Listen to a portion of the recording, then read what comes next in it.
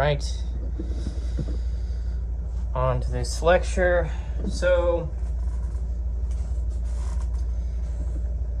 a philosophy of mathematics must explain how mathematics can be necessary, knowable, objective, meaningful, and applicable.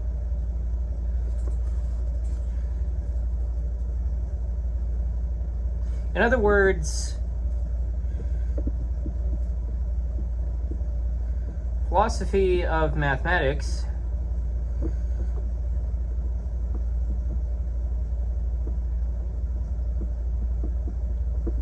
explains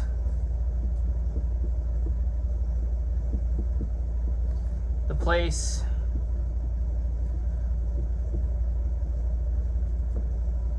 of mathematics in inquiry.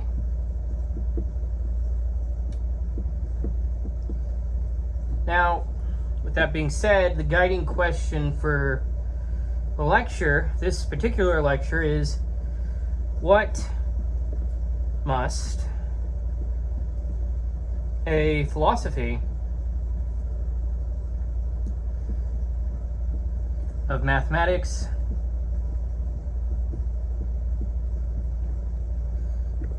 account for?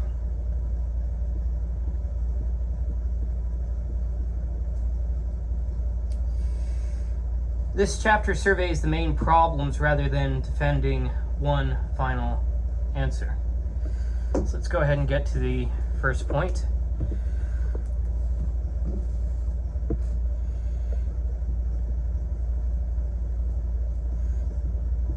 Mathematics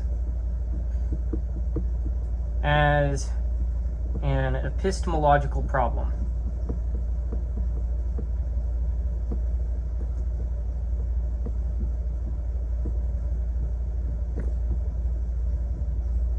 Epistemological meaning we're going to be looking into the question of how do we know what we know. Now, mathematics is involved in many of our best attempts to gain knowledge. But mathematical knowledge seems different from ordinary scientific knowledge. Scientific claims appear contingent and revisable.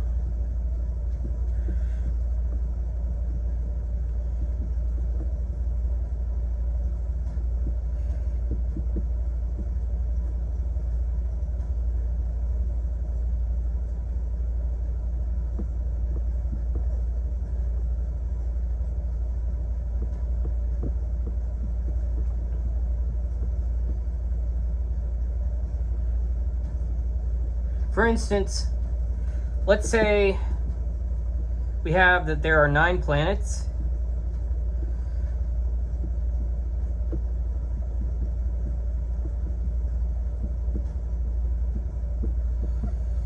And let's say gravity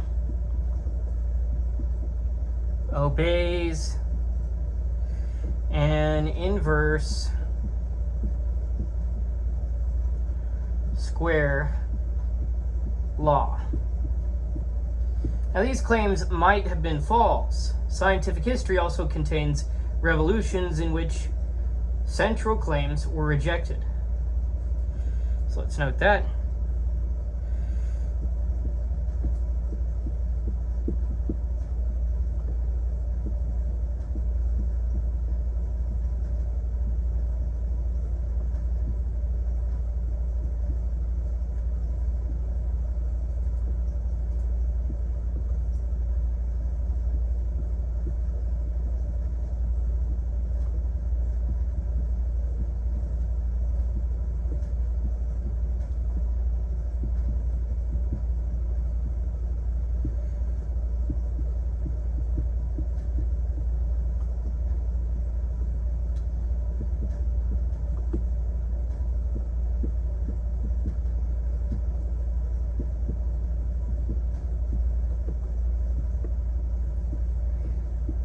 One of the things that we can sort of think about as a big example of that is just the shift from Newtonian to Einsteinian conceptions of physics. And to take it back further, I guess you could go Aristotelian to Newtonian. But let's see how this differs from mathematical claims, right? 3, 2, 1.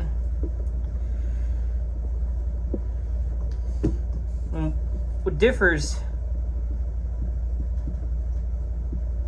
here is that mathematical claims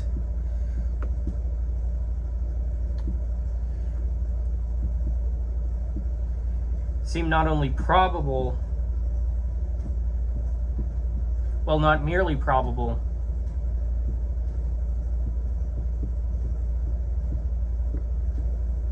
but necessary.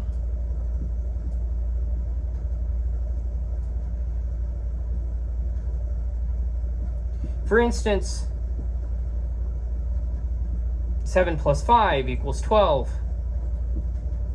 Or there are infinitely many primes.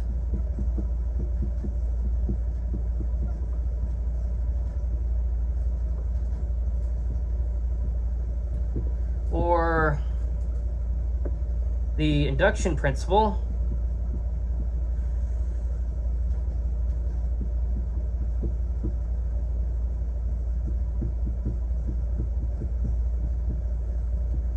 holds for the natural numbers.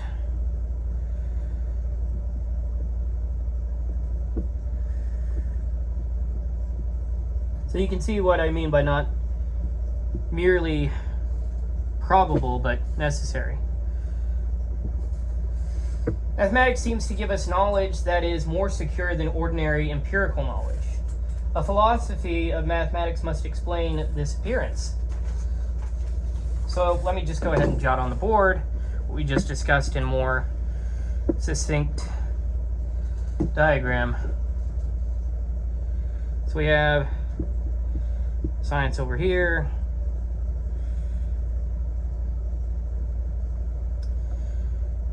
mathematics over here, and I believe Shapiro is just using the definition of science in the more modern sense of, I think he means like empirical science in general, since that's what I find. He's not counting formal science. But anyhow, science looked in this way. We have things to be contingent, whereas in mathematics, we have this seemingly necessary quality. Yeah, so, and with science, we have the empirical versus mathematics. We seem to have this a priori or first principles structure.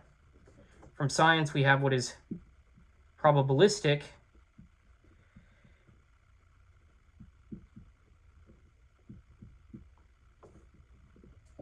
And from mathematics, we have what is proof-based. This isn't to say that you don't have a mix and mash of mathematics having things that are probabilistic, of course, or science having things that are proof-based, like computer science, for instance, but that's a formal science. But this is sort of looking at the general nature of the thing. So, so science revisable, mathematics certain. I would argue that it's not necessarily the case that mathematics is fully certain, because otherwise, you know, what's the point of having mathematicians? They build upon proofs that illuminate existent things and extend the things further. And in that sense, it is revisable, but not in the sort of paradigm shifting sense. And even the paradigms, even the paradigm shifting senses that you might have seen about mathematics, like calculus, for instance, are really just sort of the result of an incrementalist, an incremental way of viewing the thing can be seen, versus In science, it's like there's a more defined revolution, conceptual revolution, with each shift in potential paradigm. At least that's what I have seen, and it seems to be the position of this chapter. All right, now let's go ahead and move on to the next point.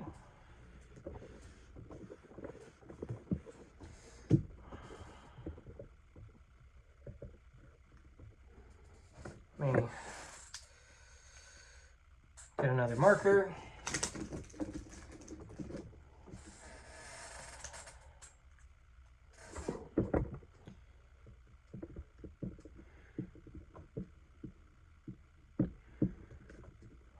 Necessity and a priori knowledge.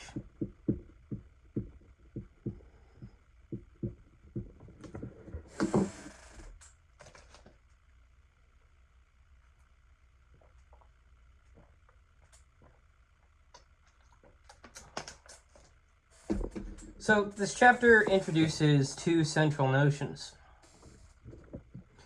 First of which is necessity, which put definitionally, put shortly, is just things could not have been otherwise. And a priori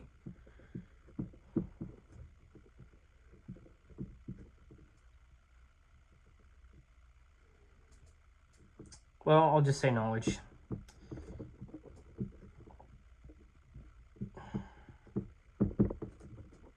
Which is knowledge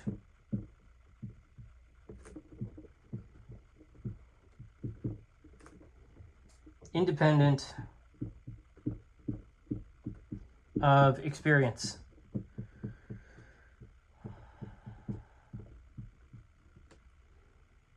Now, mathematics traditionally has been treated as a paradigm of both.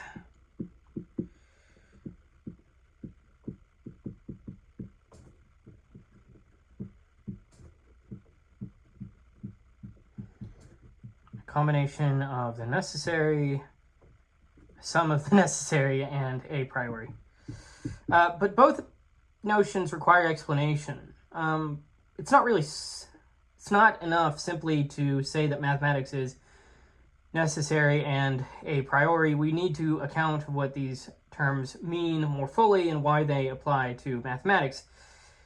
The traditional view says that mathematics is as it appears, necessary and knowable, a priori, but the burden to explain necessity and the burden is to explain these terms more clearly, explain necessity and a priori knowledge more clearly within this context.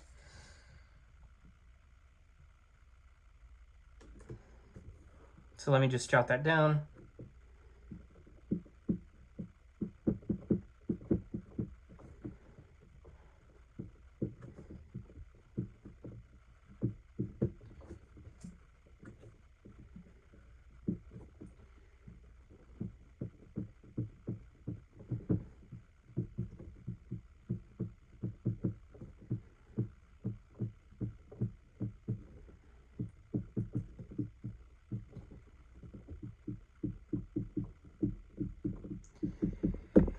All right, now let's move on to the next point.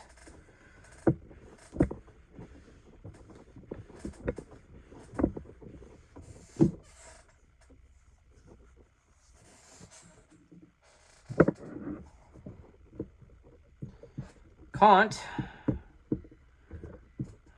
Immanuel Kant's attempted answer. Kant gives one of the most important historical attempts to explain the special status of mathematics. For Kant, arithmetic and geometry are synthetic a priori. They're not merely matters of definition, but they are still knowable independently of particular experience.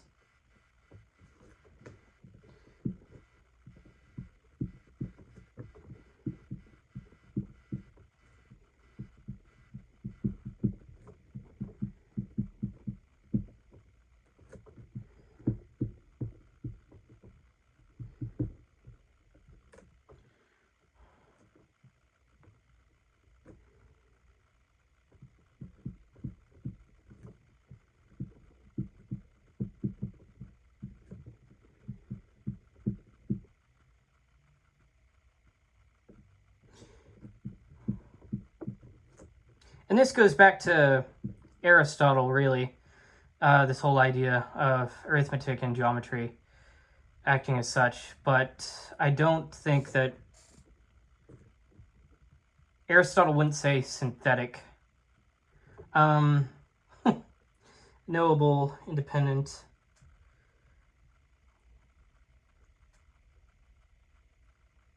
Knowable, independent of experience. And, you know, of course, what do we mean by experience? You know, that's a whole other thing. But anyhow, Kant's basic idea is mathematics concerns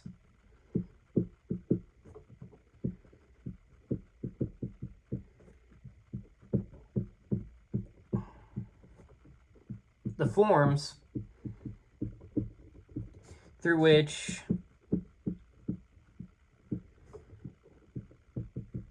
we experience the world.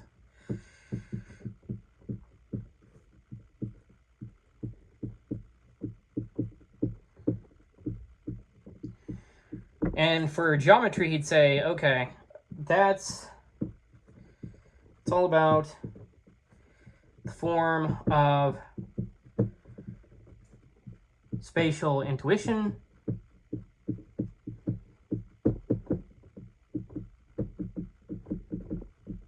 whereas arithmetic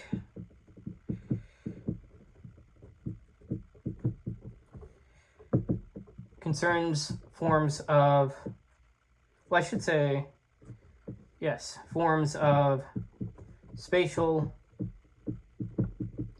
and temporal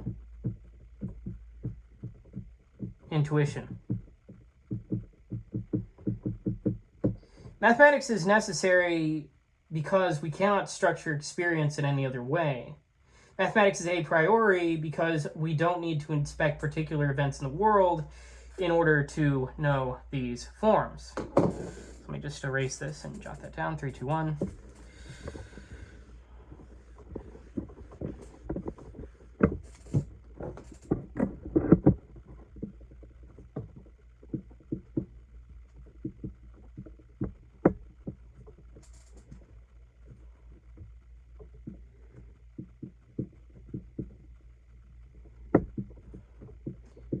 A priori because we don't need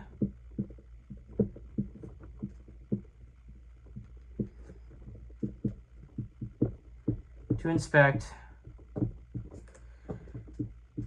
particular, this is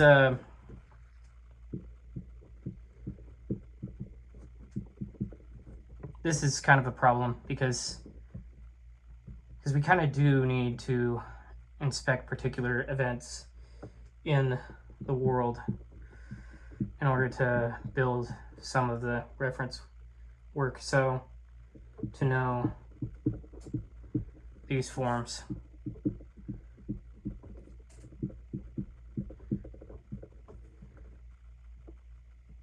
Necessary because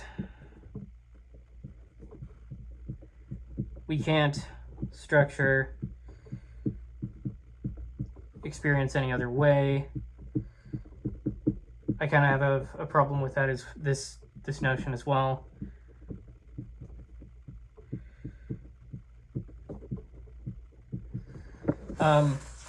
But anyhow, Kant tries to explain both sides of mathematics, its necessity and its connection to experience, but his appeal to intuition creates further philosophical problems, right? Which are kind of what I was getting at. With a priori, it's like, well, some of these things in mathematics, they were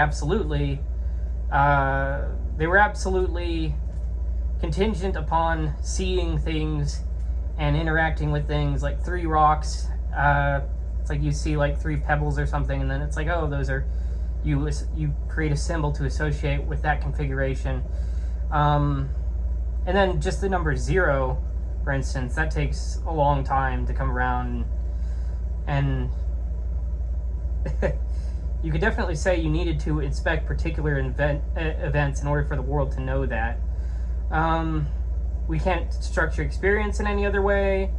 That's a bit stronger a claim, because as it happens, the road to mathematics did occur this way, and so it's like, well, if any other way was more necessary than the one in which we had, we would have it, is a claim, but that's tough. But let me just sort of get all of this into one diagram before I move on to the next point. So Kant, we have math as synthetic, a priori, just kind of, yeah, but anyway, geometry for space,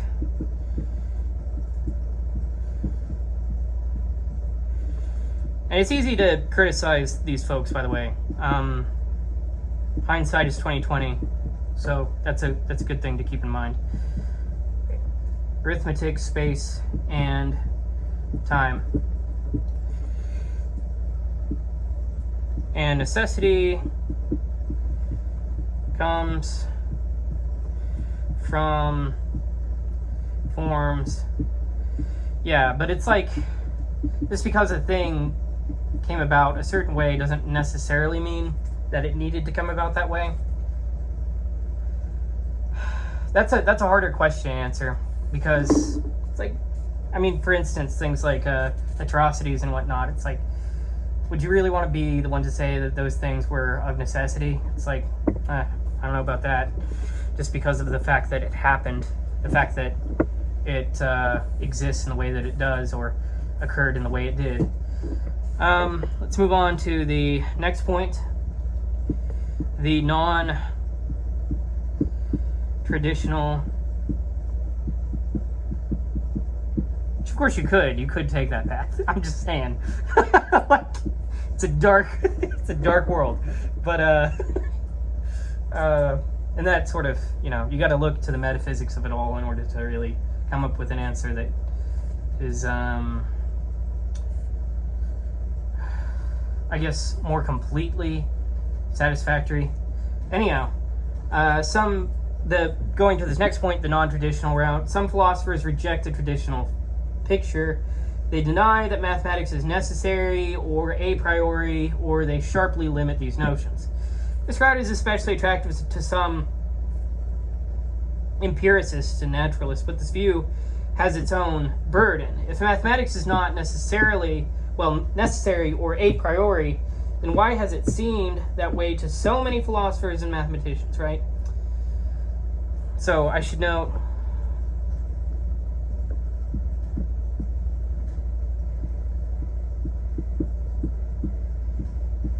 of course, you could be using a different notion of necessary. Necessary is a very interesting term.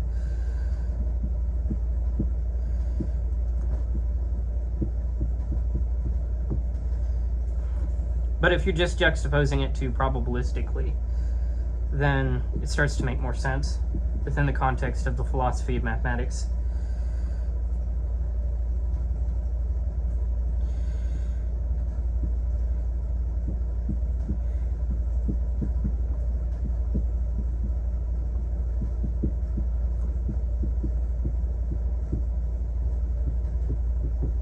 Yeah, so it's like, you could say, okay, the way that this mathematical proof goes isn't a oh, it's likely that it's this way, or it's more likely than not that it's this way. It has to be this way.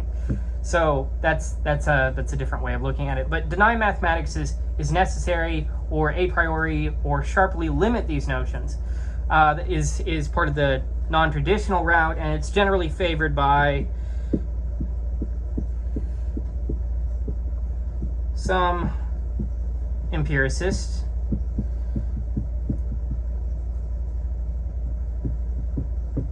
And naturalists.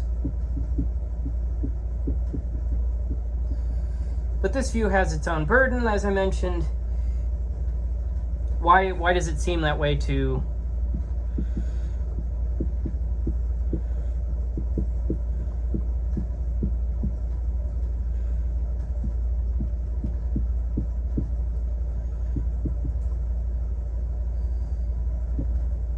philosophers before?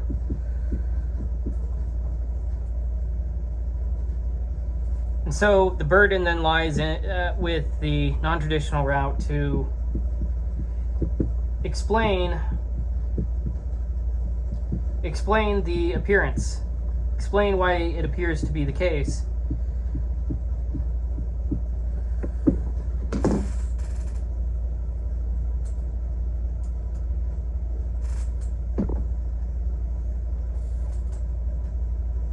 All right. Let's move on to the next point. 3, 2, 1.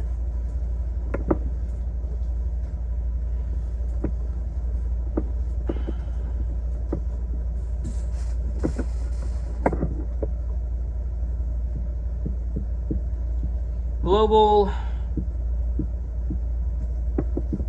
matters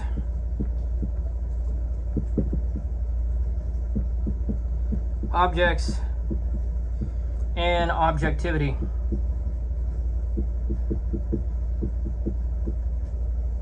Yeah, and I guess I should think within the context of the way that necessity is being defined. It's defined in a strict Aristotelian sense.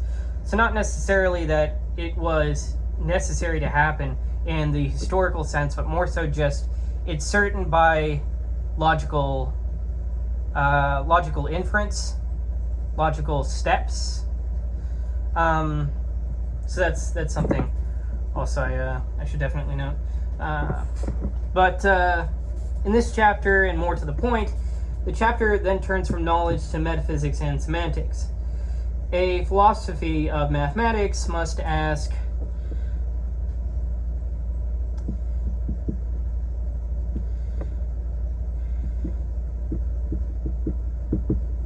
what is mathematics about?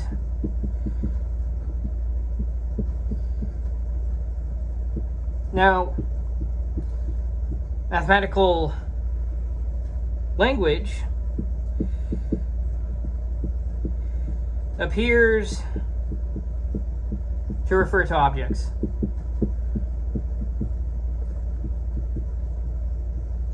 Right?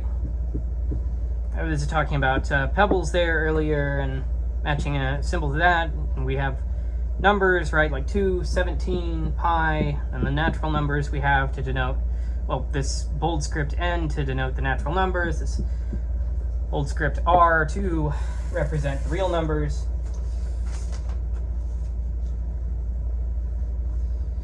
And then there's these different sort of objects which are more complex, which is like the theorem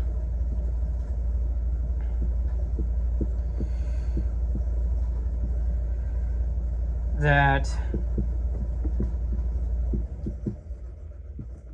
there are infinitely many primes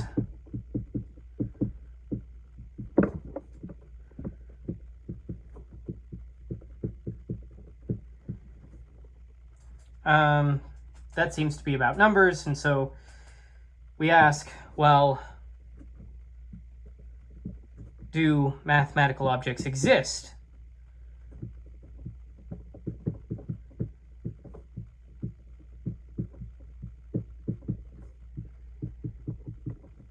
Now, mathematics appears to have a subject matter. The philosopher must decide whether to take that appearance at face value. And this is a whole big thing, right? And the Clinton administration, that depends on what is means. Well, this depends on what exist means, right? Anyhow,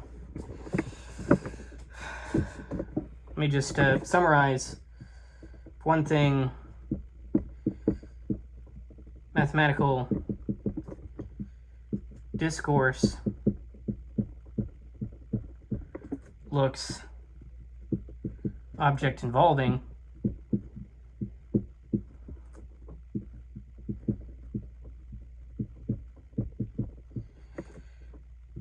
numerals look like names. Oops.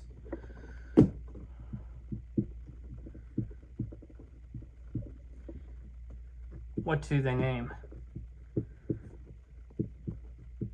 Which is, in a way, sort of mythological. Throughout medieval legend, there's this notion that if you name a thing, you have power over it. In ancient mythologies, like Egyptian mythology, once you to name a thing is to sort of have a creative aspect over it. Ra does it in Egyptian mythology and in the Old Testament. Of course, Adam is allowed to name things. But that's getting a bit off topic. Anyhow, on to the next point. Realism, idealism, and nominalism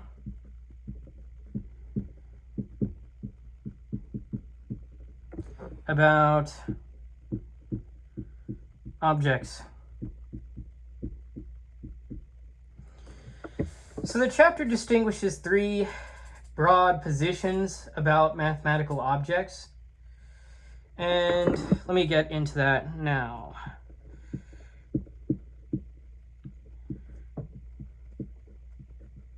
So,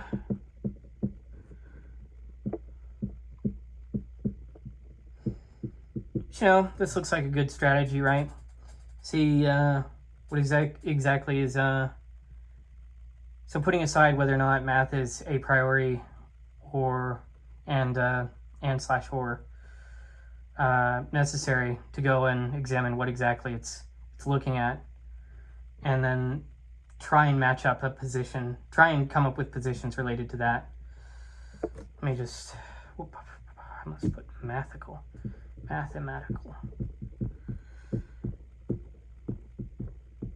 Let me say view. So, for one, there's realism in ontology.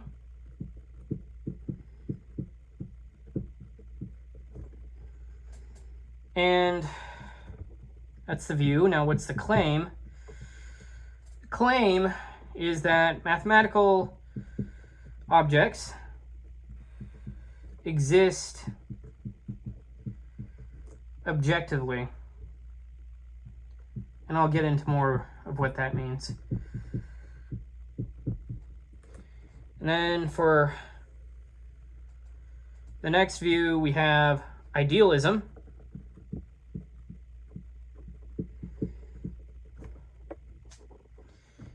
Which is that mathematical objects depend on mind. You can sort of already see what that one is, right? And then sort of goes back to what I was discussing about, like, what does it mean for a thing to exist? At least in reference to mathematical objects. And then the view of nominalism, which is mathematical objects do not exist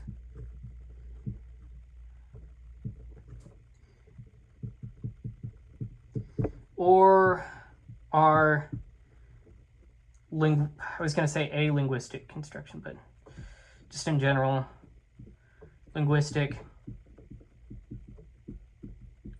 construction.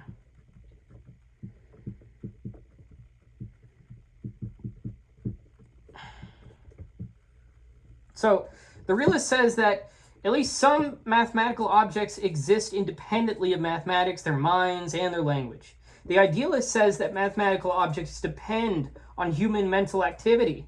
The nominalist denies in one way or another that there are mathematical objects. The question is not merely whether mathematicians talk as though numbers exist, though that could be a pragmatic way of looking at it. The question is whether such talk should be taken literally. So, for realism, to put it more succinctly, let me just,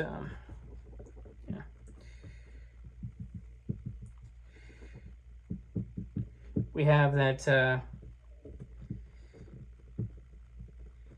you could also say, so I'm going to say numbers exist independently, but you could also say in their own right.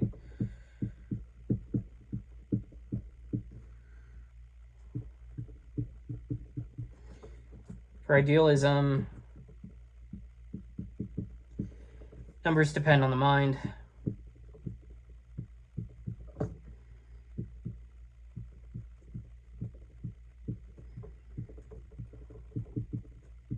And then for nominalism,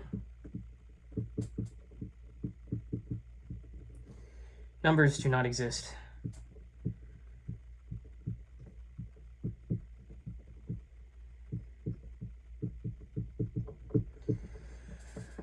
Just news to me. No. Let's move on to the next point.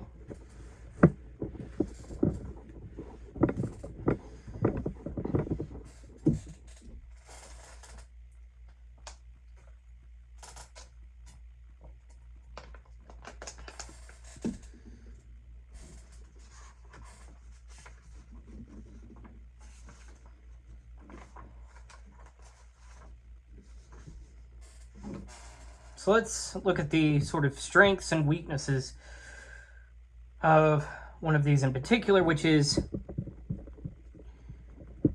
the realist. So let's look at the realist. Advantage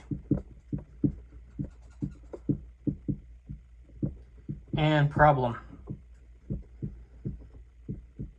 So realism in ontology has an obvious advantage.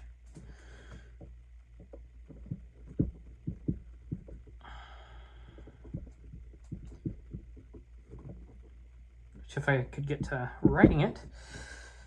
If mathematical objects are eternal, abstract, acausal, and independent of the physical world, then mathematical truths do not depend on contingent facts.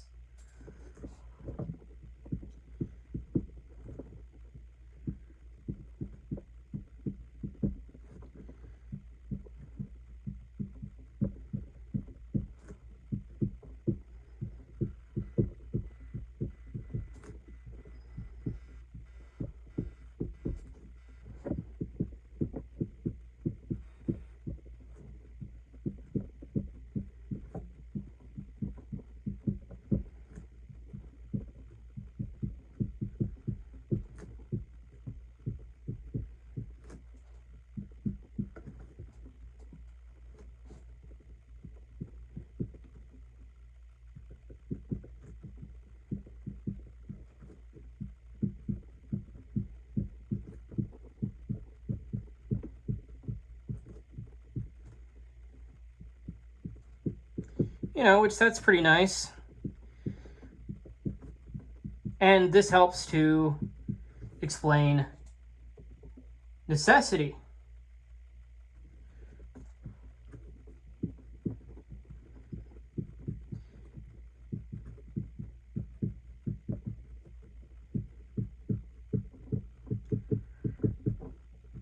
And so you wind up with this notion that abstract objects imply necessary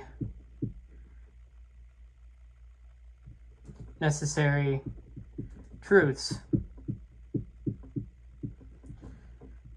Right. So, but realism creates a deep epistemological problem.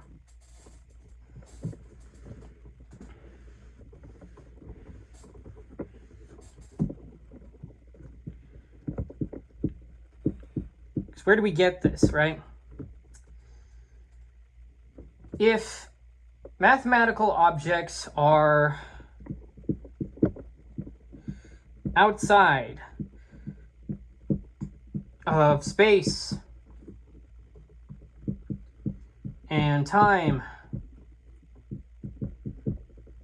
and if they are causally inert,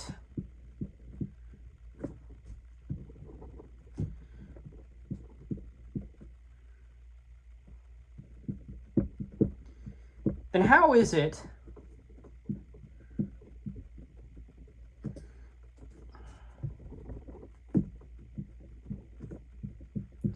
that physical beings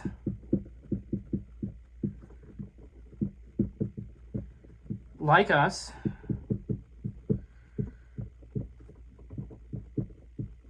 know anything about them?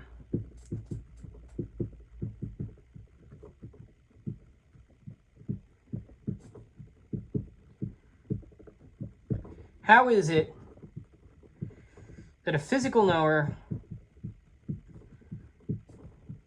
applies grasp of an abstract object? So realism gives a natural explanation of mathematical necessity, but it creates a mystery about mathematical knowledge. So let me just put this more succinctly within a diagram. Diagrammatically. Yeah, that's a word. Okay. Realist advantage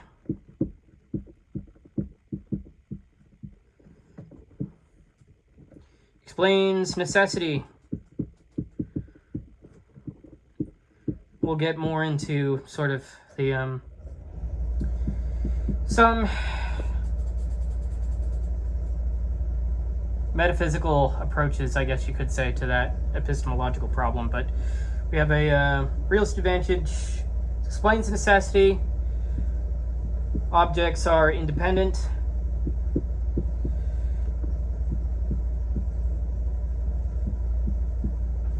Truth is not contingent. Truth is truth.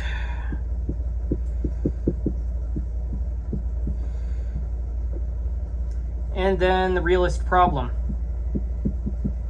Sounds like I'm saying it's the realist. Like, oh, there's faker problems, but this one's the realist one. But no, the realist, in terms of realism problem, first of all, explains knowledge. How do you explain the knowledge of that? Objects as a causal. How did you get them? How do you continue to access them, right?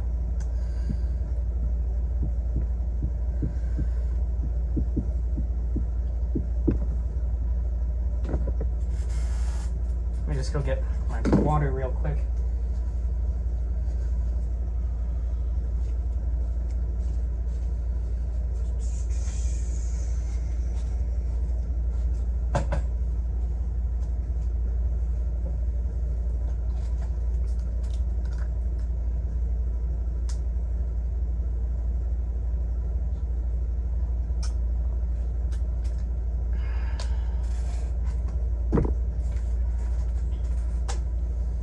All right,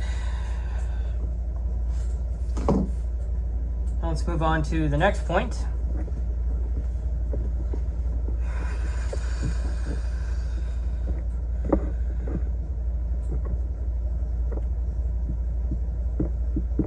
Truth, value, realism. The chapter distinguishes realism about objects from realism about truth. So let's break that down. Realism in ontology, and this is where we get to talking about objects, right, as we did. Mathematical objects exist objectively And then there's realism in truth value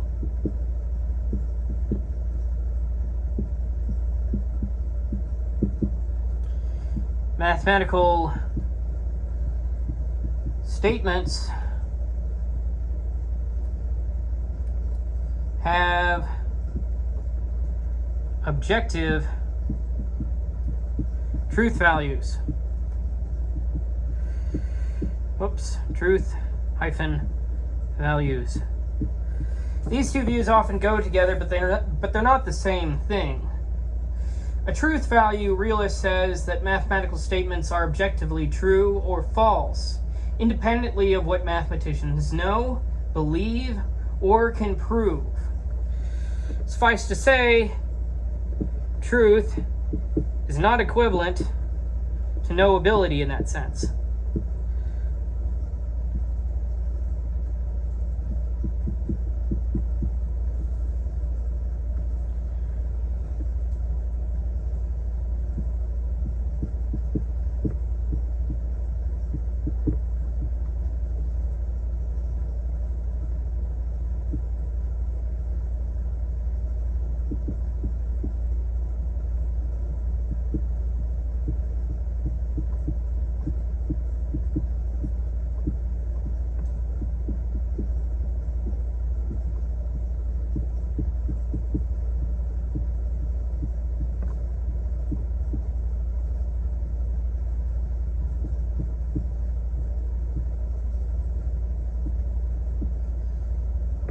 Right. So one can ask two different questions: whether mathematical objects exist and whether mathematical statements are objectively true or false. So let me just write this diagrammatically.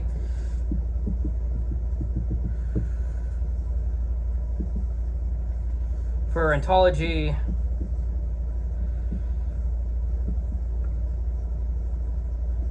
the question is, do numbers exist?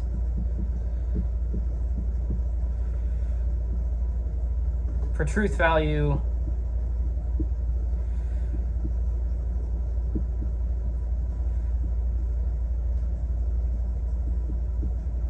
are mathematical statements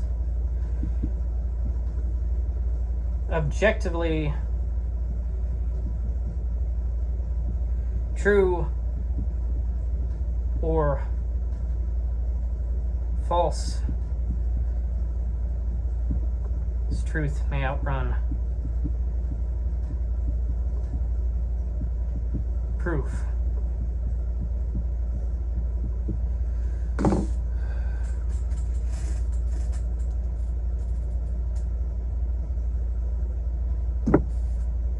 All right, let's move on to the next point. 3, 2, 1.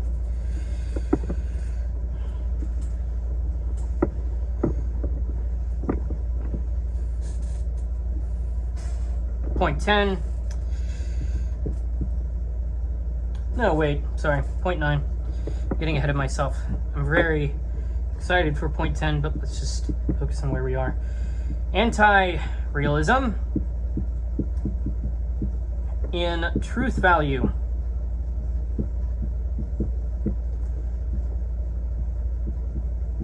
So the anti-realist in truth value denies that mathematical truth is wholly independent of the mathematician.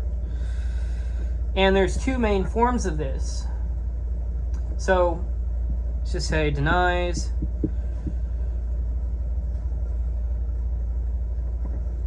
that math truth is wholly independent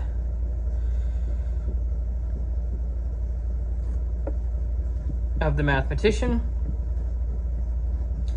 And let's look at the two ways that this is more, well, let's look at these two main forms. First of which moderate anti-realism. So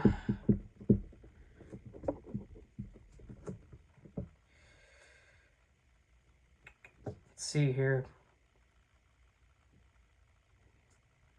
So truth for moderate anti-realism, truth depends. Whoops,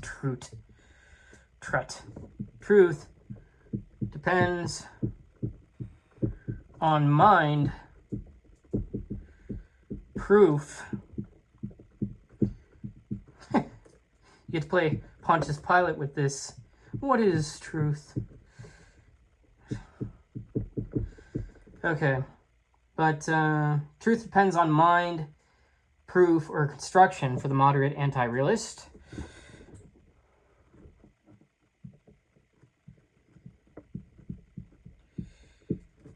So he doesn't like the draft, but he's not blowing up military bases. No, that's terrible. Okay, radical. So this one is blowing up military bases. Okay. Radical anti-realism. Mathematical assertions lack genuine truth values. Now, a moderate anti-realist may say, if a mathematical statement is true, then it is knowable in principle. So,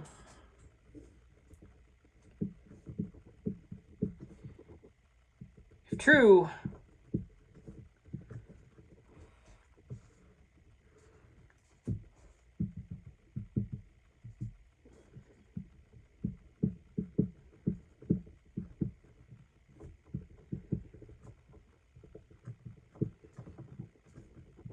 implies it's knowable in principle.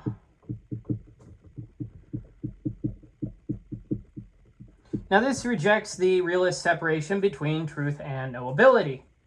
Some anti-realists also reject bivalence.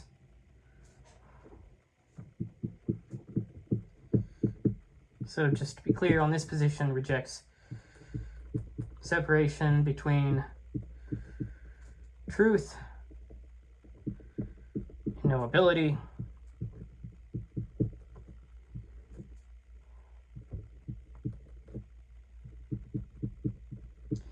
And as a different point, some anti-realists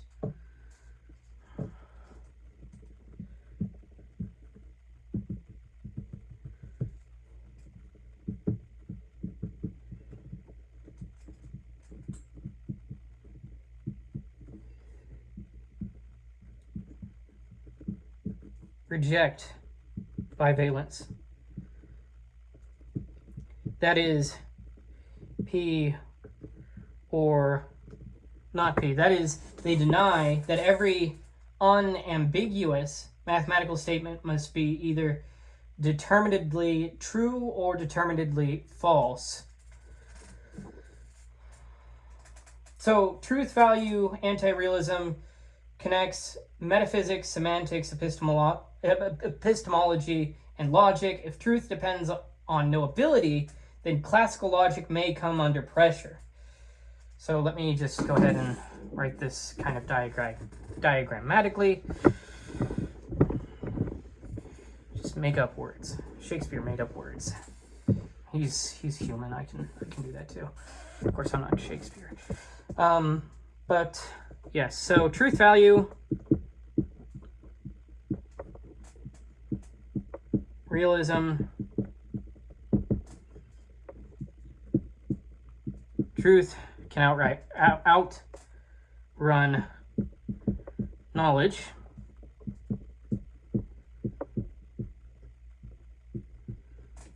Same way, there we go. Okay, and then truth, value, anti-realism. Truth is tied to knowability, and the question of bivalence is left on the board.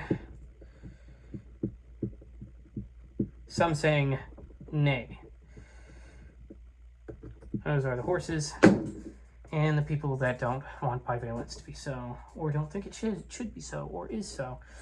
Okay, now let's move on to the next point, which is this neat thing. Bene Caraph's or Seraph's dilemma. So this chapter introduces the central dilemma from Paul Bene-Caraph. We want mathematical language to be... Okay, let's just write down. What do we want? This is not going to be... You can't put this on a poster. Or, I mean, you can, but it's not going to be very catchy. What do we want? This. And when do we want it now? We want mathematical language to be continuous with ordinary and scientific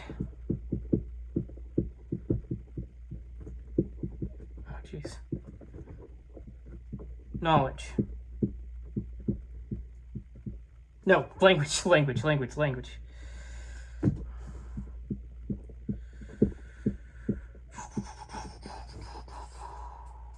Numerals look like names. Mathematical sentences look like ordinary truth-bearing sentences. This pushes us towards realism, where we have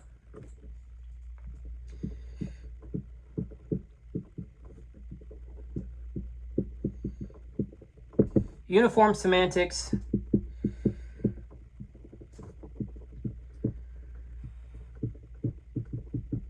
with the implication that mathematical objects and objective truth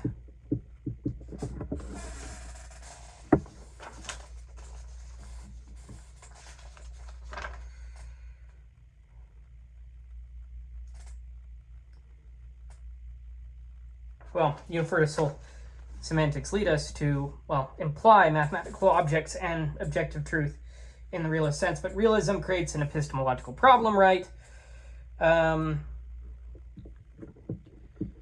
Episte problem. Which is that abstract acausal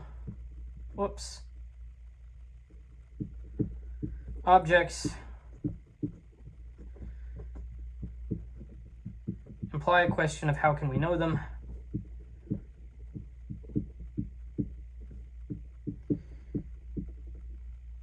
So 3, 2, 1. So what's the dilemma then? The dilemma is this. Good semantics seem to produce bad epistemology.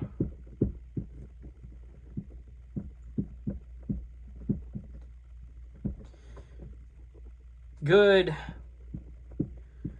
epistemology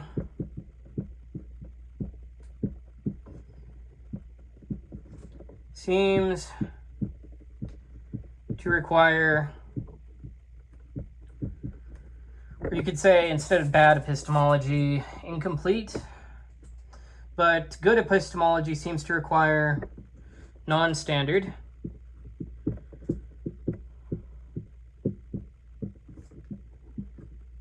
semantics. Bennekeref's dilemma is one of the central organizing problems in contemporary philosophy of mathematics.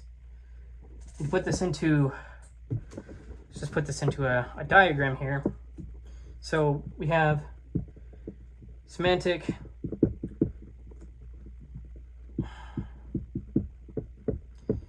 desideratum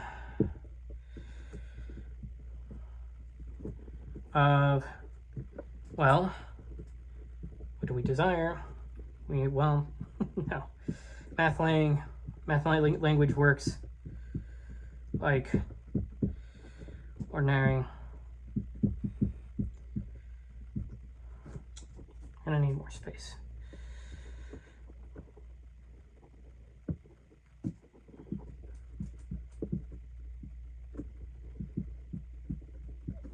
Ordinary language.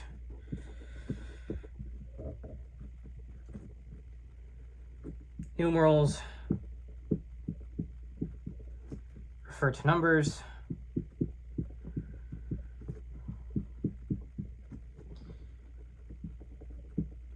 Mathematical statements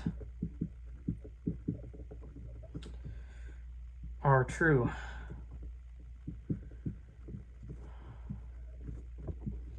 Epistemological, yeah, so each of these invites an epistemological problem, which you could sort of see was going on, but to name it that way was just it's just a powerful thing.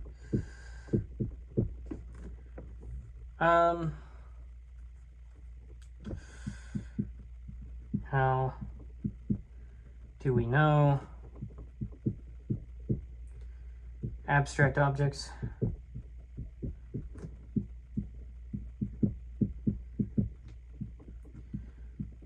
numbers are causally inert?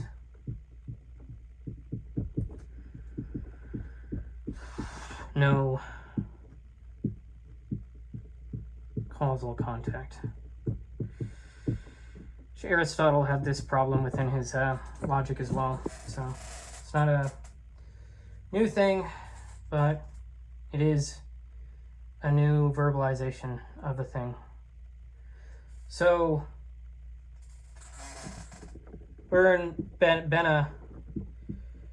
Bennekeref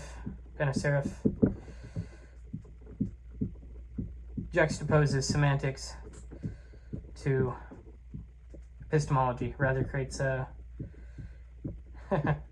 antagonistic relationship between the two, or just a dueling relationship between the two. Or not creates, but rather illuminates that.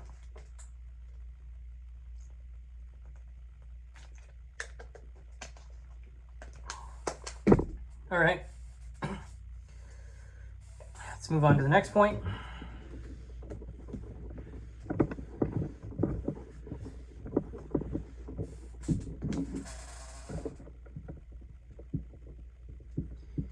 And this point is about mixed views.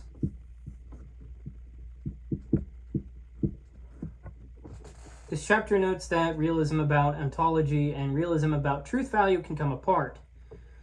So there's 4 combinations here, right? So I gotta be careful with this.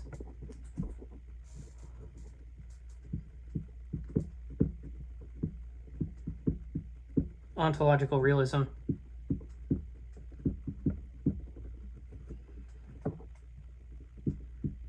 Truth,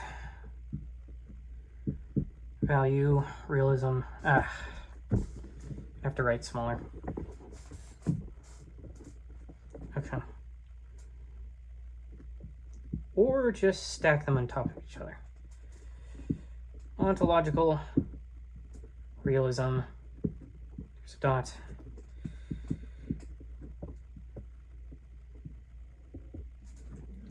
Ontological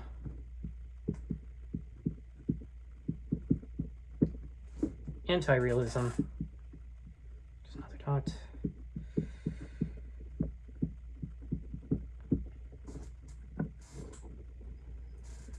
Then we have truth value.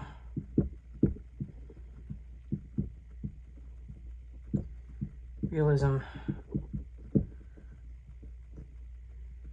truth value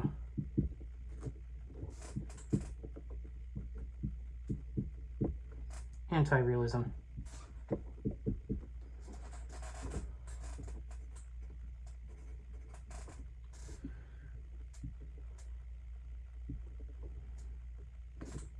Antism. Anti-realism.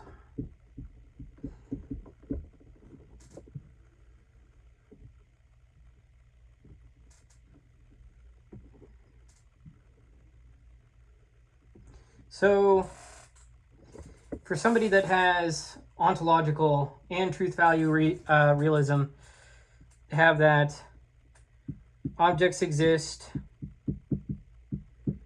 and truths are objective.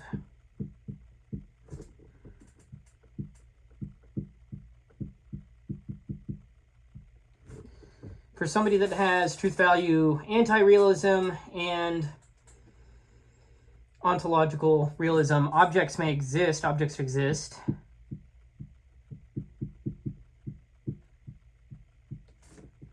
but truth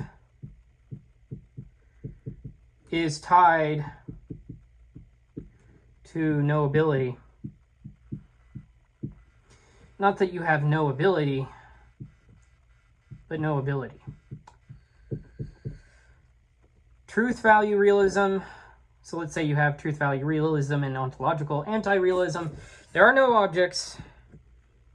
It's fake news. But truths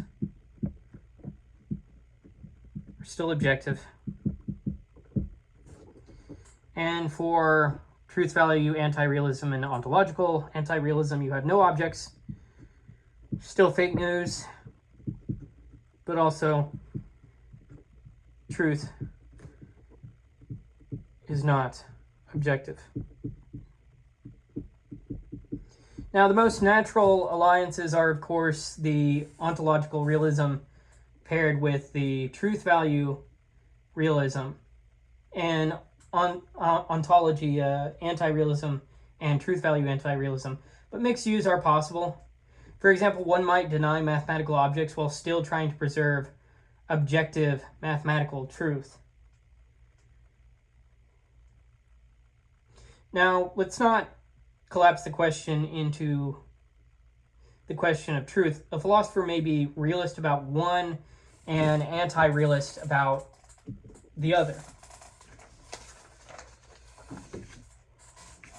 So I suppose a big takeaway of this is we have objects. A question of objects is not equivalent to a question of objective truth.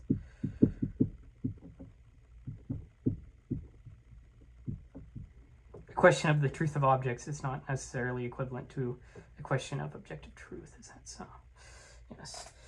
But let's move on to the next point.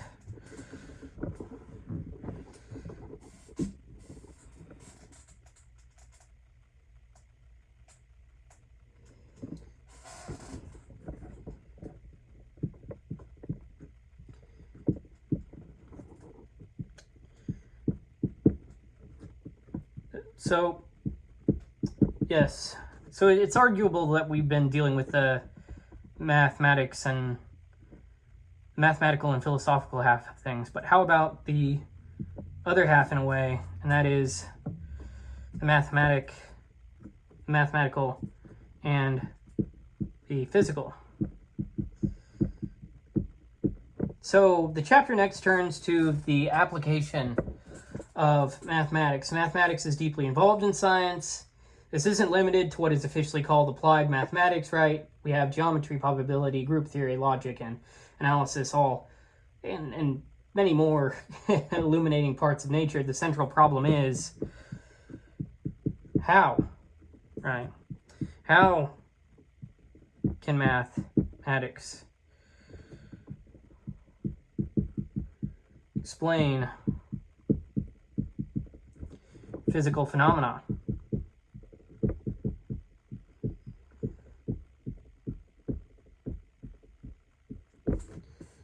A physical event may be explained by reference to a mathematical fact. For example, a pattern on an oscilloscope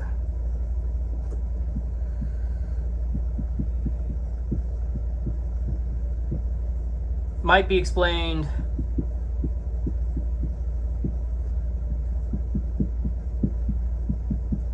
by saying that a function solving a differential equation has 0 at a certain value.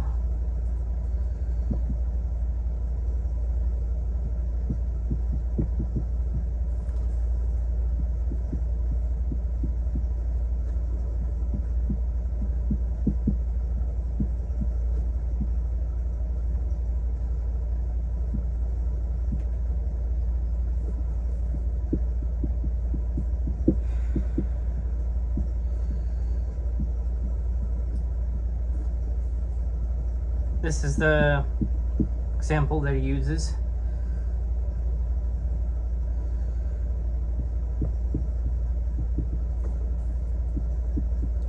But that leads us to the question, why should that count as explanation? As an explanation?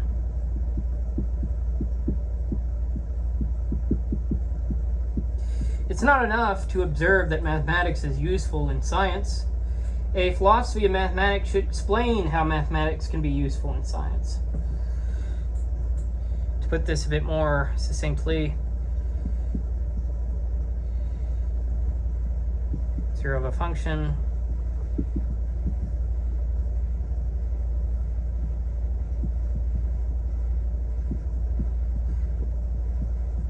leads to a pattern on an oscilloscope. Why is that? Math fact, questionably leading to physical explanation.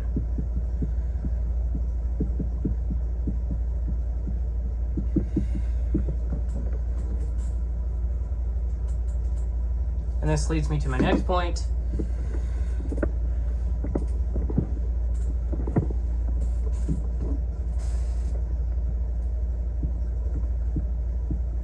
Three problems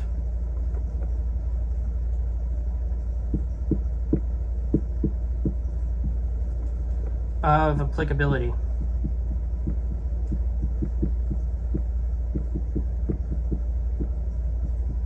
This chapter distinguishes several problems about the about applications of mathematics, and just break that down. The first of which being semantic problem.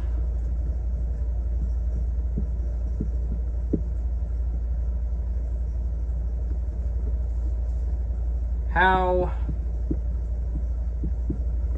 do mixed mathematical, physical statements have meaning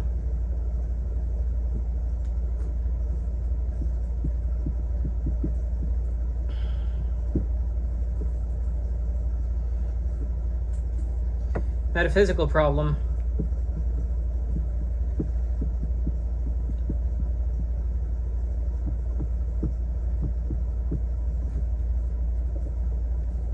How do mathematical objects, if there are any,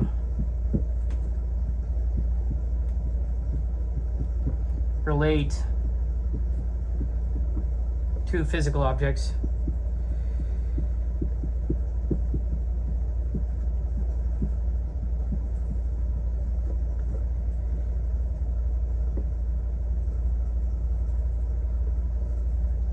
And then there's the conceptual problem.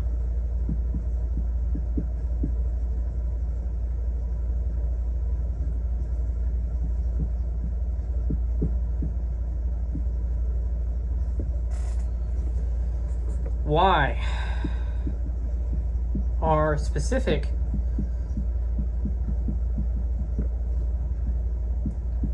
mathematical concepts and structures.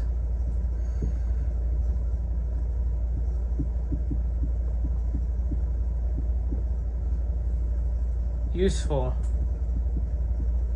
in describing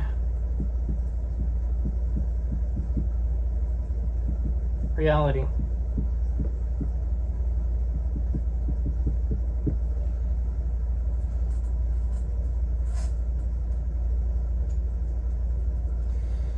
So, examples of such questions. Why is arithmetic useful?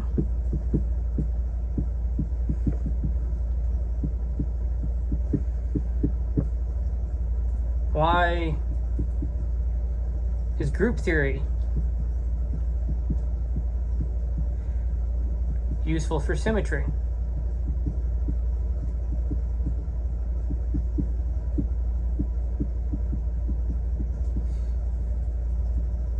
Why are Hilbert spaces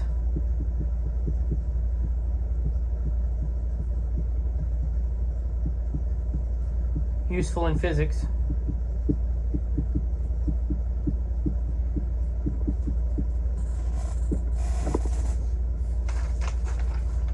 The problem of applicability is not one problem, but a cluster of problems we need to explain: language, ontology, modeling, and scientific practice.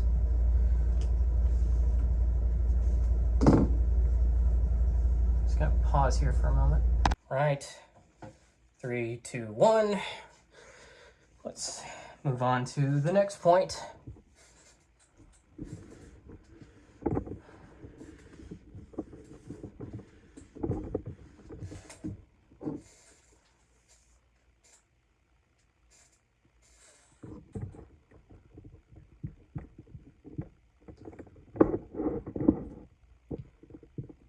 Indispensability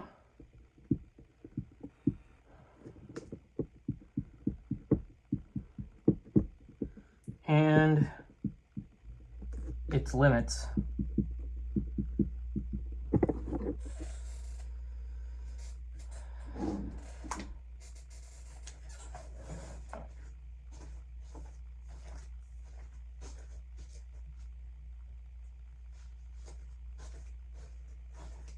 Second, gotta get more coffee.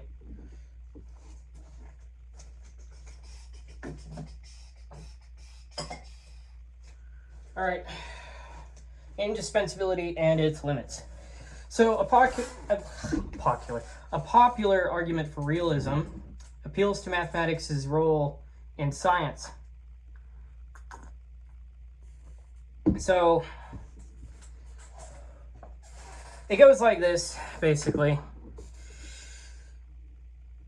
Mathematics is indispensable. Oops.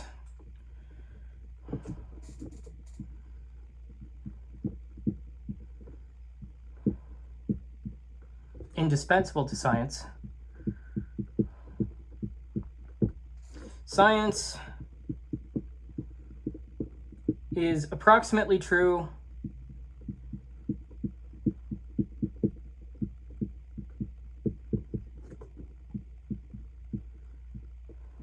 therefore, whoops, goodness. Therefore, mathematics is true.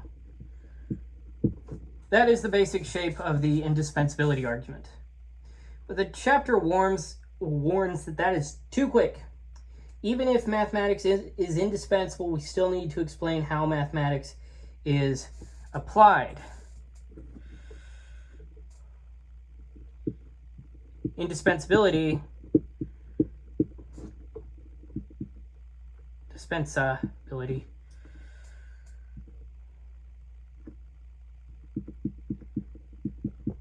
itself needs explanation.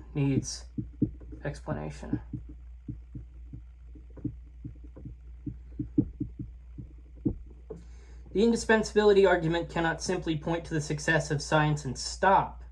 It must explain how mathematical statements contribute to scientific knowledge.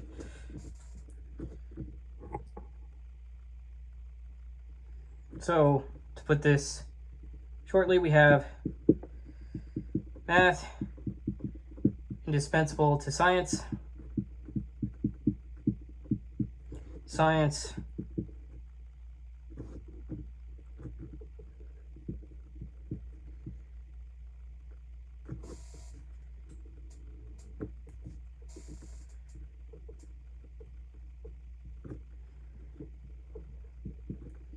as true or approximately true. Goodness, I am messing up all over. Leads to the question of math as true. Still leads us to the question of how does application work.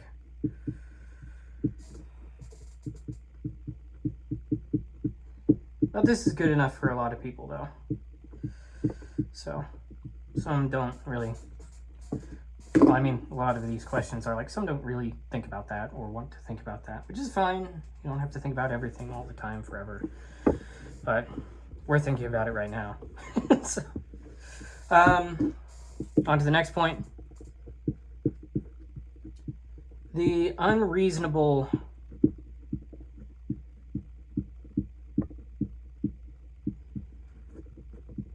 effectiveness. This one's very famous problem. So this chapter also notes a deeper puzzle. Pure mathematics often finds unexpected application long after it is developed. Mathematicians develop structures for internal mathematical reasons. Later, physicists or other scientists discover that these fit empirical reality. So let's go ahead and jot that down.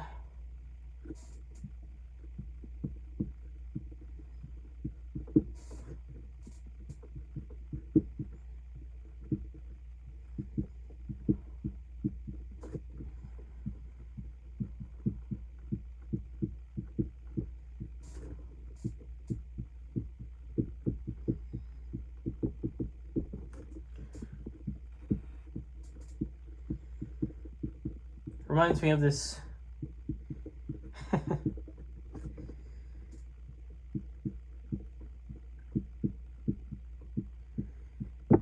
this whole thing of we really mainly focused on we only really needed the mathematics of Newton to get us to the moon, which is just like just insane if you think about it.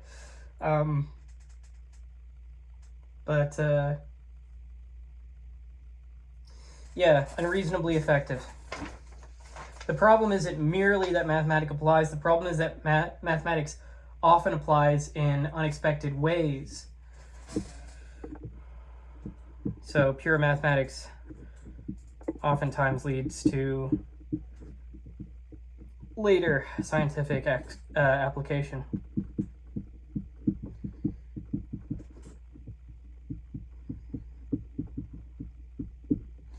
Yeah, and there's this this quote by a famous physicist who says it's a very something like it's a very terrifying thing whenever a physicist gets somewhere and a mathematician has already been there. But yes, why was the mathematics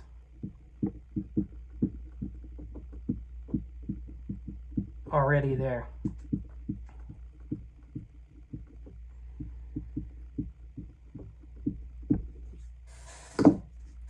Right. Let's move on to the next point.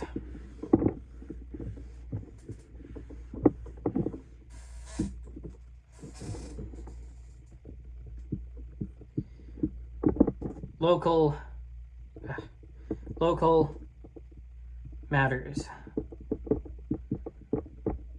Theorems,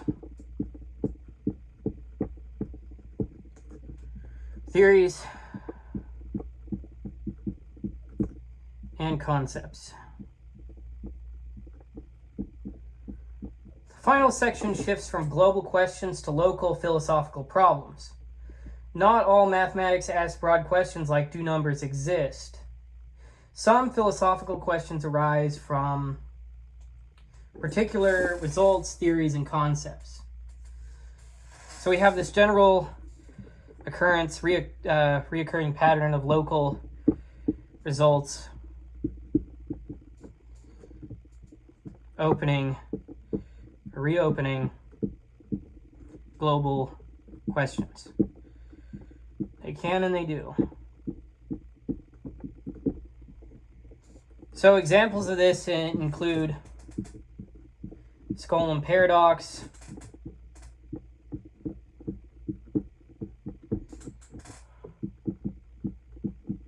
independence results in set theory,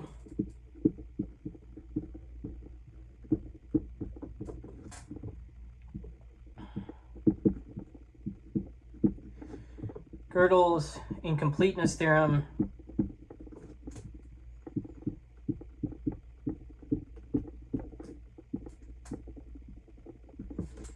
the development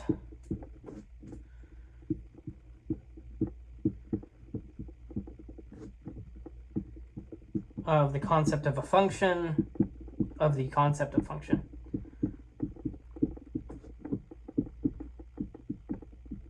And on and on and on, right? You could go into talking about Russell's paradox and a whole bunch of other things, computability. But philosophy of mathematics is not only about large-scale metaphysical theories, it also interprets specific mathematical concepts and results. But yes, local mathematics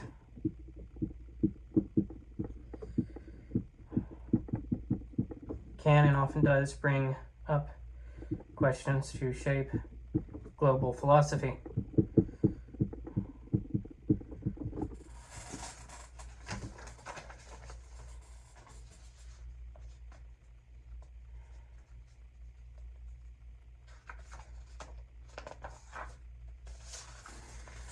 But speaking of this, let's focus on one particular example in the next point.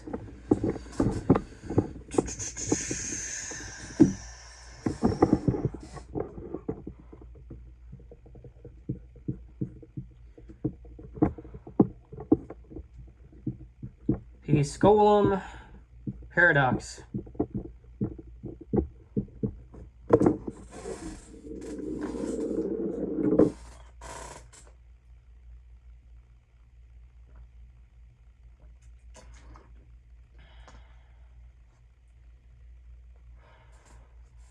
So, the Skolem paradox arises from results in first-order model theory. Roughly speaking, it goes like this. If a first-order theory has an infinite model,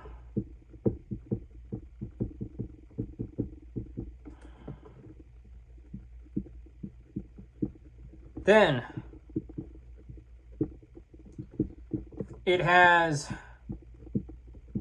models of many different infinite sizes. Now this doesn't appear to be much of a problem, right? But this creates a puzzle, which is first order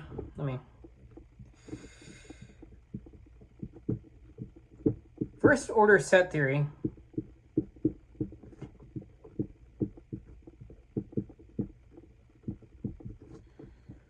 can have countable models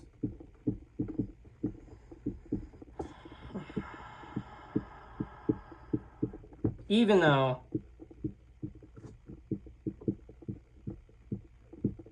set theory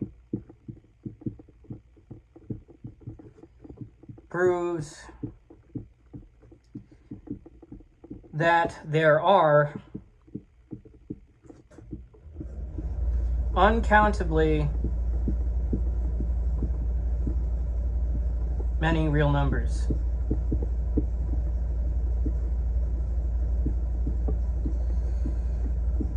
This is not a contradiction, but it raises philosophical questions.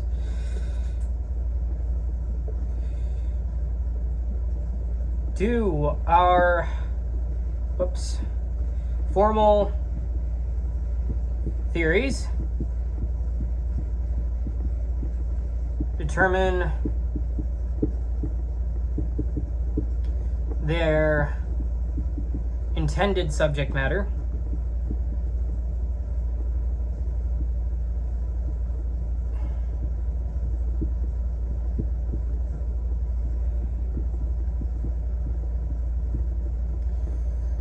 Can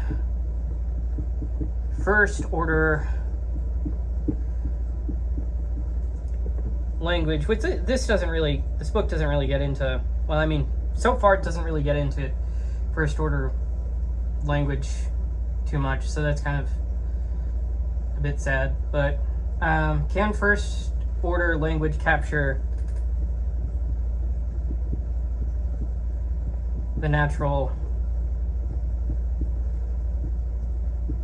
numbers or the real numbers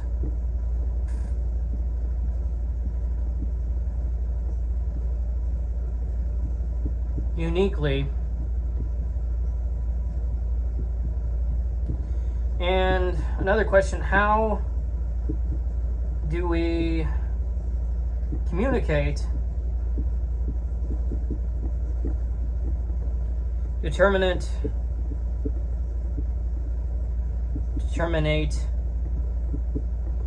mathematical concepts?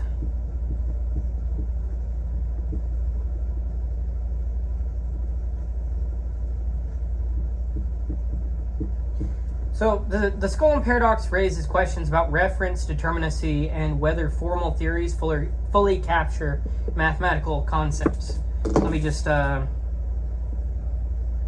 shorten this a bit.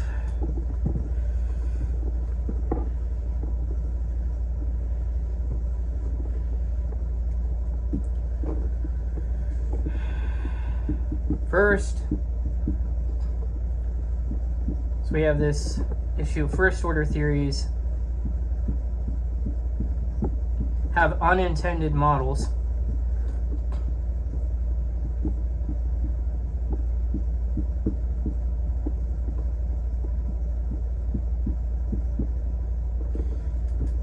Therefore, can formal language fix reference? And I'd say definitely yes. And I'd say it's just,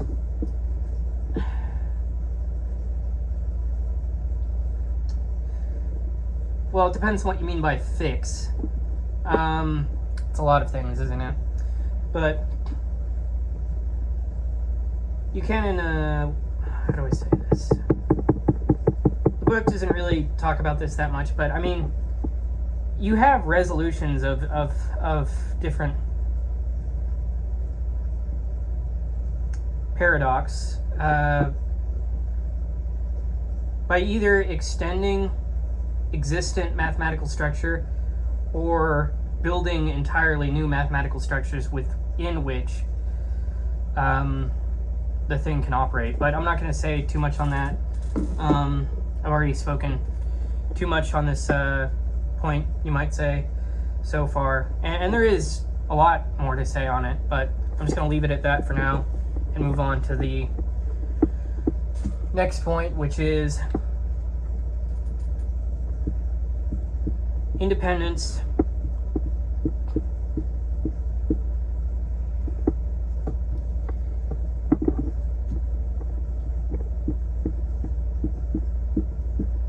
and the continuum hypothesis. But I'll just leave that what I previously had as an open question, right? Can formal language fix reference? And, you know, go along that and see what you think on your own. Okay. Zermelo-Fraenkel set theory with choice, or ZFC, is a powerful standard theory of sets. But some important questions cannot be decided by ZFC. The famous example is the continuum hypothesis. Now, okay, so for those of you not familiar with it,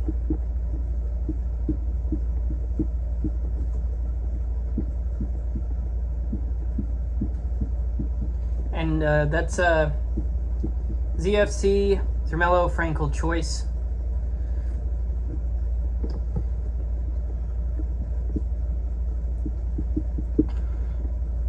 Continuum hypothesis.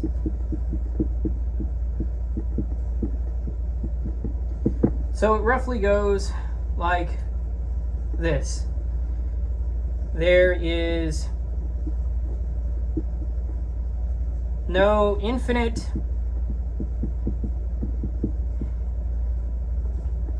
cardinality strictly between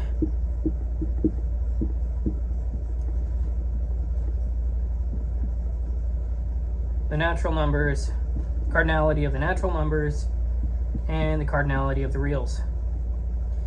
Neither the continuum hypothesis nor its negation can be proved from the standard axioms of ZFC, which is the problem. If you choose to look at it that way, I mean, some might be perfectly happy with that. You know, it's like, well, but yes, neither the continuum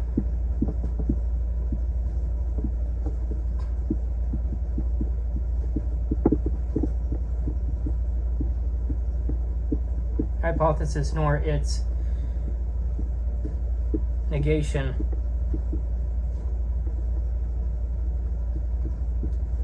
can be proved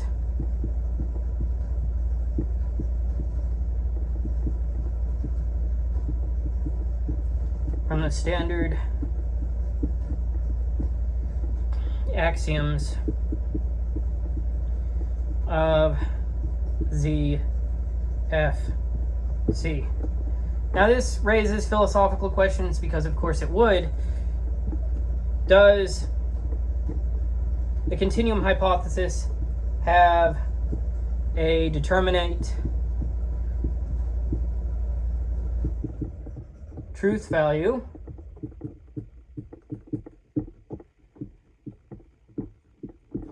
Should we search for new axioms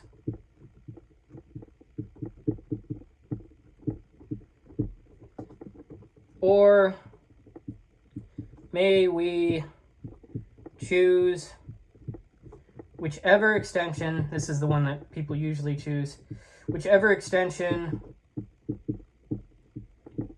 is most useful.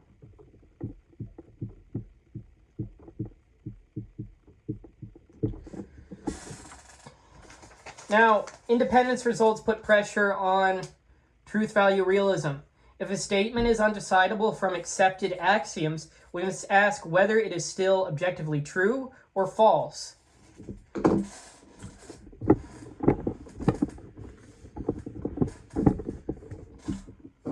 Well, just sort of sum that up just a bit. CM independent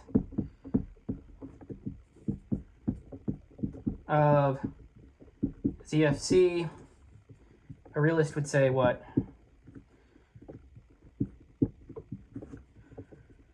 A realist would say CH is true or false find new axioms. What would an anti-realist say?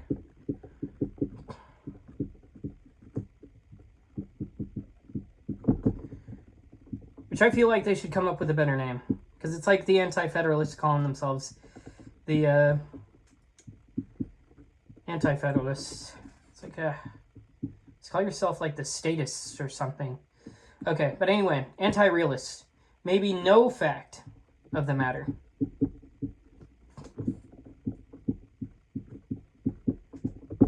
All right. Okay, let's move on to the next point.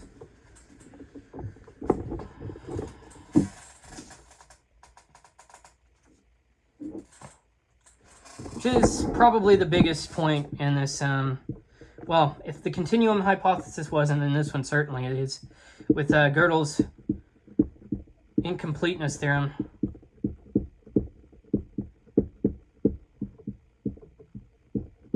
So, Gödel's incompleteness theorem concerns formal theories of arithmetic. Roughly speaking, it goes, any sufficiently rich, consistent,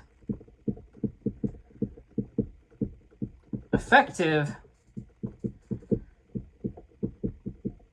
theory of arithmetic is incomplete.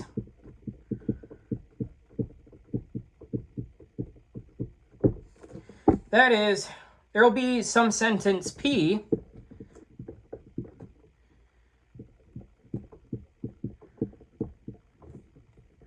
such that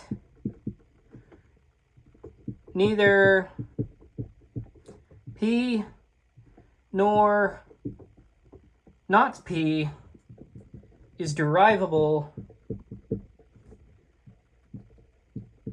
in the theory.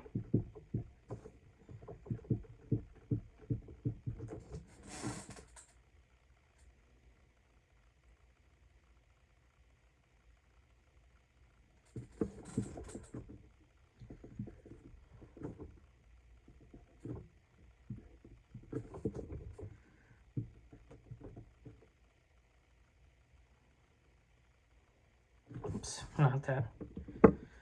It's supposed to be like the impossibility sign and then you cross it out, but it's supposed to be like, oh, you can't derive that. That's what that sort of symbolism is.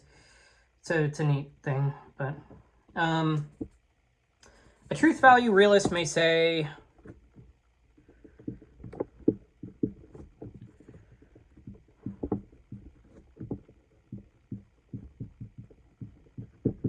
truth outruns proof in any fixed formal system.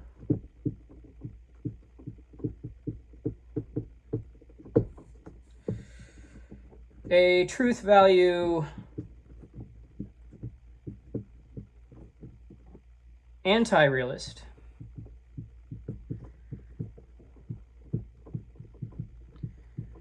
may say, perhaps undecidable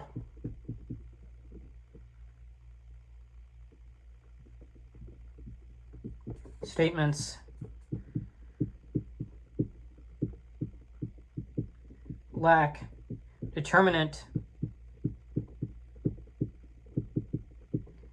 truth values.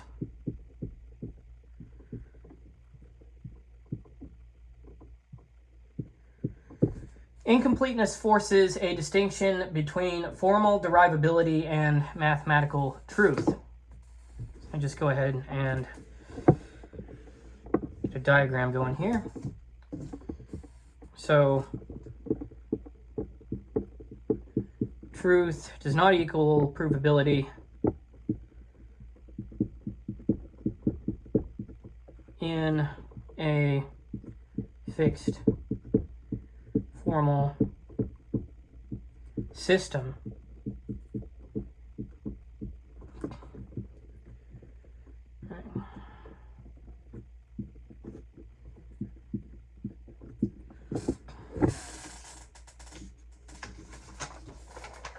All right.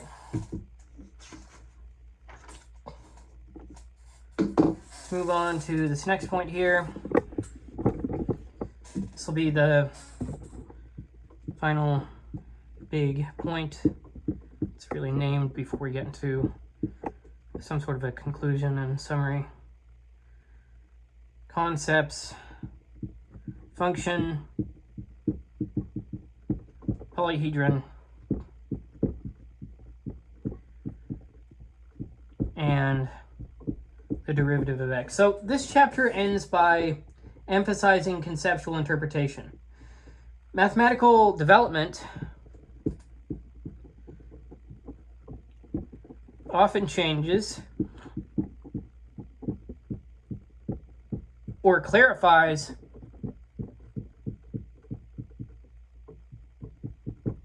what a concept means.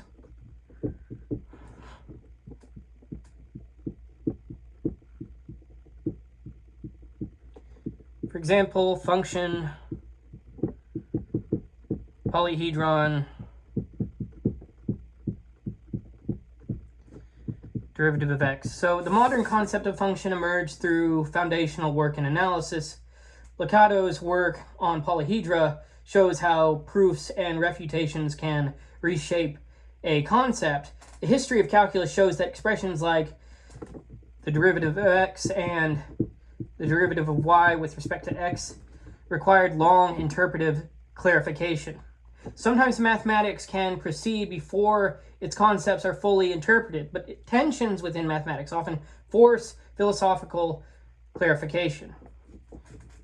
So, math often asks,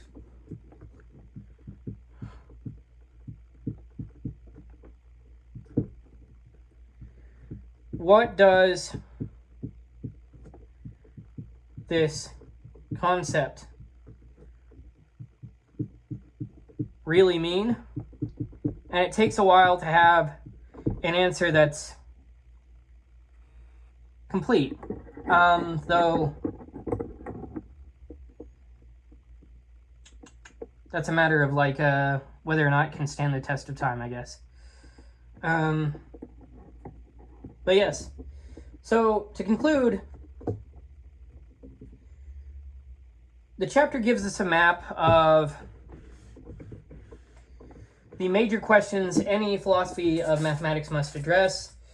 So we started with necessity. Why do mathematical truths seem necessary? A priority. How can mathematical knowledge be independent of experience? Moved on to objects. Do numbers, sets, functions, and points exist? And on to truth. Are mathematical statements objectively true or false? And on to knowledge. How can we know mathematical truths? Application. Why does mathematics apply to the physical world? Local interpretation. What do particular theorems, theories, and concepts show? Now, this is essentially, the chapter is called a potpourri of questions and attempted answers. So I tried my best to really present it as a map of the problems rather than as a list of answers. So philosophy of mathematics must explain why mathematics seems necessary and a priority, what mathematical language is about, whether mathematical truth is objective, how mathematical knowledge is possible, why mathematics applies to science, and how specific mathematical results reshape philosophical questions. This chapter gives the chapter gives the problem space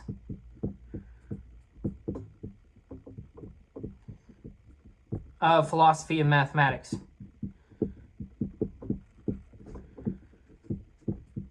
Later chapters explore competing solutions.